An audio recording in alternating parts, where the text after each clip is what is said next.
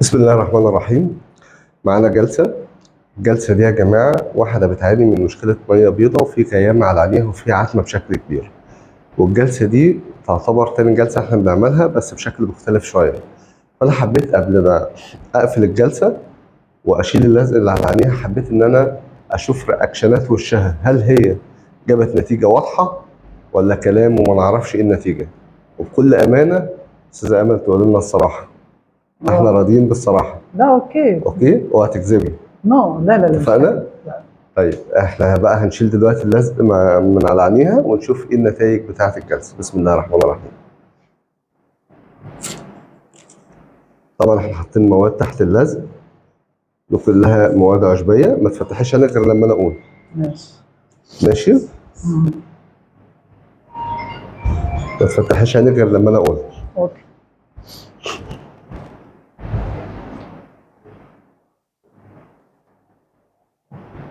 طبعا دي كلها مواد عشبية لازم نشيلها، كنا حاطينها معاها في الجلسة.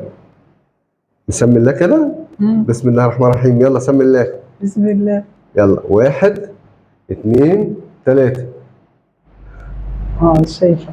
لا شايفه، انت كنت بتشوفي. في وضوح. فعلا وضوح رؤيه. في عتمه.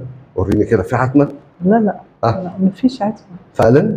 يعني كان في عتمه دايما، انت دلوقتي حاسه بعتمه؟ لا كانت عندي بتفوت كانها برق. وميد بيفوت كده مثلا 4 مرات في اليوم. ودلوقتي حاسه بايه؟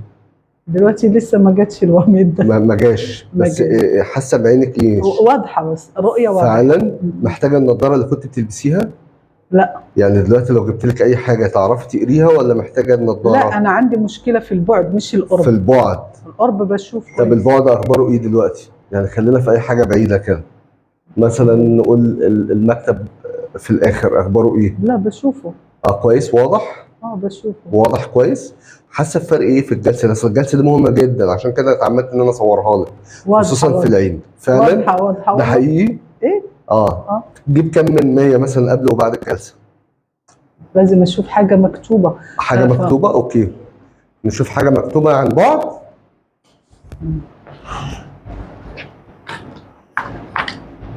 اراها عن بعد.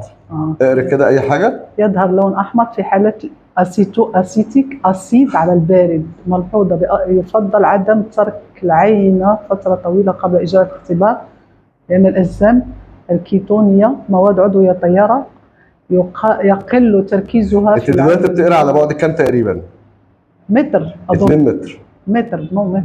2 متر يعني دلوقتي 1.5 تقريبا. متر ونص. لا لو بعدت اكثر ممكن اقرا. كويس. تقرا على بعد كام؟ سوف يطلب تحليل السكر في الدم، وبالفعل ظهر فيه. يلا عشان الفيديو يعني ما نكبروش. ربما انه لا يوجد اجسام كيتون في. يعني على بعد كام بتقرا دلوقتي؟ 1.5 متر دلوقتي. لا دلوقتي اكتر من 1.5 متر، دلوقتي في حدود 3 متر. ادي 1. بس الكتابه صغيره على فكره. كويس. ادي 2. 2 متر بالظبط.